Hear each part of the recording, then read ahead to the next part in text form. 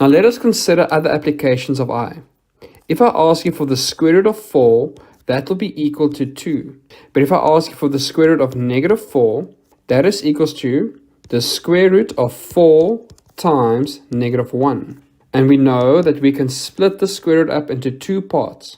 So the square root of 4 is equal to 2 times the square root of negative 1. And that is equals to 2i.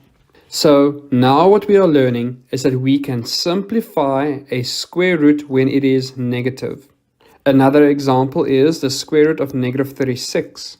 That is equals to the square root of 36 times negative 1, which is equals to 6 times the square root of negative 1, and that is equals to 6i. How about the square root of negative 8? We can rewrite negative 8 as 4 times 2 times negative 1.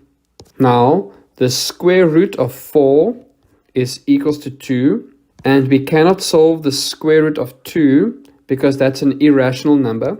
And then we have the square root of negative 1. So the square root of negative 8 is equals to 2 square root 2i. And those are some practical tips on how we would apply the imaginary number in complex numbers.